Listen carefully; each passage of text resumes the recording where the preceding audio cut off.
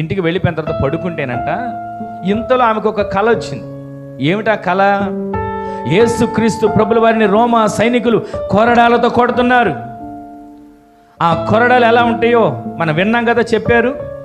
గొర్రెల ఎముకలు, లోహం, ఇవన్నీ కలిసి కొడుతుంటే, మీరు ప్యాషన్ ఆఫ్ ద క్రైస్ట్ అనేటువంటి ఒక ఇంగ్లీష్ మూవీ ఉంది, దానిలో యేసుక్రీస్తు ప్రభులు ఎంత క్రూరంగా కొడుతున్నారో కండ్లకు కట్టినట్లుగా కనబడుతుంది.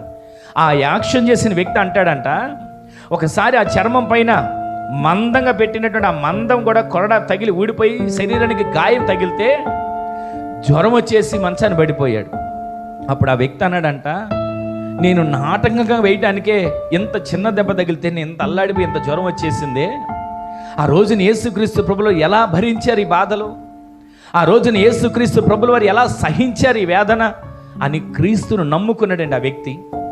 ఈ రోజు నీ మాటలు వింటున్న మనం మందిరానికి వచ్చి వెళ్ళిపోయి నామకార్థపు గుంపులో కాదు, ఆయన రాకడలో ఎత్తబాటు కలిగిన పరిశుద్ధులుగా మనము మార్చబడేటట్లుగా ఆయన రక్తము ప్రతిరోజు మనల్ని పరిశుద్ధపరచునుగాక.